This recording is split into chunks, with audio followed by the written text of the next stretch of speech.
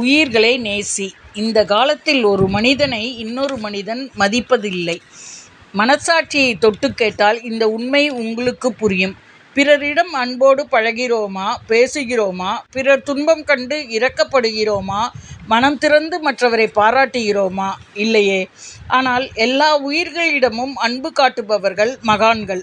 அதிலும் காஞ்சி மகாபெரியவர் எல்லா உயிர்களின் மீதும் அன்பை பொழியும் கருணை கடல். இம்சை தரும் எறும்பு, கொசு, கரப்பான்பூச்சி, பல்லிகளை நாம் கண்டால் அவற்றை உண்டு இல்லை என்று ஆக்கிவிடுவோம். ஆனால் மகாபெரியவர் பார்வையில் அவை அனைத்தும் அன்புக்கு உரியவை. காஞ்சிபுரம் அருகிலுள்ள தேனாம்பாக்கத்தில் சுவாமிகள் தங்கியிருக்கும் அறைக்குள் யாரும் போக மாட்டார்கள். அப்படி ஒரு கட்டுப்பாடு.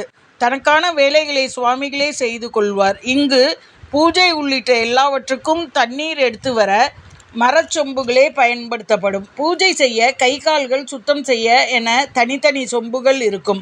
கோடை காலத்தில் இங்கு சுவாமிகள் தங்கும் அறையின் மூலையில் ஒரு சொம்பில் தண்ணீர் இருக்கும். சிறு பிராணிகளின் தாகம் தணிக்கவே இந்த ஏற்பாடு. அறைக்குள் சீடர்களுக்கு அனுமதி இல்லாவிட்டாலும் இந்த எளிய ஜீவராசிகள் நுழைவதற்கு தடையில்லை. அவை சாதாரணமாக உள்ளே வரும். தண்ணீர் இருக்கும் மரச்சொம்பின் மீது ஏறும். மேலேயே இருந்தபடி சொம்புக்குள் தலையை விட்டு பார்க்கும். வளைந்து நெளிந்து தண்ணீர் குடித்துவிட்டு ஓடும். இப்படி சுதந்திரமாக அணில், எலி, பறவைகள் எல்லாம் தண்ணீர் குடிக்கும். உள்ளே யாரும் இருக்கிறார்களா என தயக்கத்துடன் அவை வருவதை புன்னகையுடன் ரசிப்பார் காஞ்சி மகாபெரியவர். நம்மை பொறுத்தவரை அவை எலி, அணில், பறவைகள். ஆனால் அவரின் கண்களுக்கு எலி விநாயகரின் அன்புக்குரிய வாகனமாக தெரியும். அணிலோ ராமரின் கைகளால் ஆசி பெற்ற உயிர். பறவைகள் எல்லாம் பகவானின் அம்சம். உயிர்களை நேசிக்கும் மனதை மகாபெரியவரிடம் வேண்டுவோம். காஞ்சி மகாபெரியவரின் உபதேசம். ஒருமுறையாவது ராமேஸ்வரம் செல். ஒருமுறையாவது ராமேஸ்வரம், காசி ராமேஸ்வரம் செல். புண்ணிய தீர்த்தத்தை சுத்தமாக வைத்திரு. புண்ணிய தீர்த்தத்தை சுத்தமாக வைத்திரு.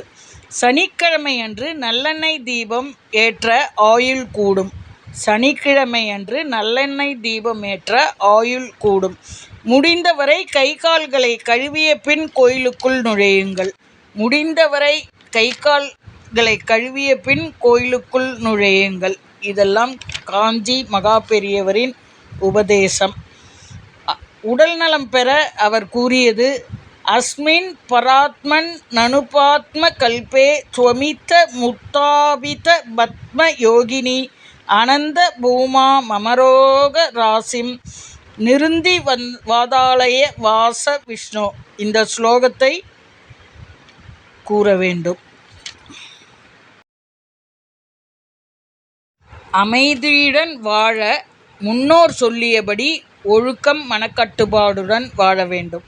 அமைதியுடன் வாழ்வதற்கு முன்னோர் சொல்லியபடி ஒழுக்கம் மனக்கட்டுப்பாடுடன் வாழ வேண்டும். 48 நாள் விரதம் இருந்தால் விருப்பம் நிறைவேறுமா?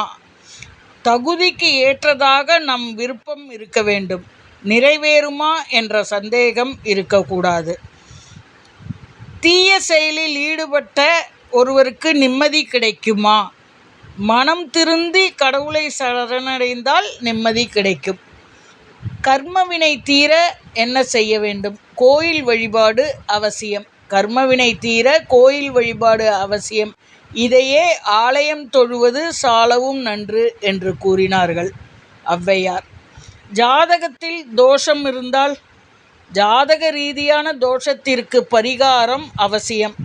உதாரணம், திருமணத்தடை விலக வியாழனன்று குரு பகவானை வழிபடலாம். நவகிரகத்தை வெவ்வேறு திசையில் பிரதிஷ்டை செய்வது ஏன்? வானில் உள்ள கிரகங்கள் வெவ்வேறு திசையில் சஞ்சரிப்பதை தவசக்தியால் ஞானிகள் கண்டறிந்தனர். அதன் அடிப்படையில் இப்படி செய்கிறோம். விநாயகர் பிரம்மச்சாரியா, குடும்பஸ்தரா? விநாயகர் பிரம்மச்சாரி, குடும்பஸ்தர் என 2 கோலங்களிலும் விநாயகரை வழிபடலாம். ருத்ராட்சம், ஸ்படிக மாலையை யார் அணியலாம்? ஒழுக்கம், பக்தி கொண்டவர்கள் ருத்ராட்சம், ஸ்படிக மாலையை அணியலாம். இயற்கை சீற்றத்தை தடுக்க ஆன்மீக ரீதியாக வழி உண்டா? மனிதனுக்கு இயற்கை தரும் தண்டனை இது. தர்ம வழியில் வாழ்ந்தால் இதை தடுக்கலாம். ஹர ஹர சங்கர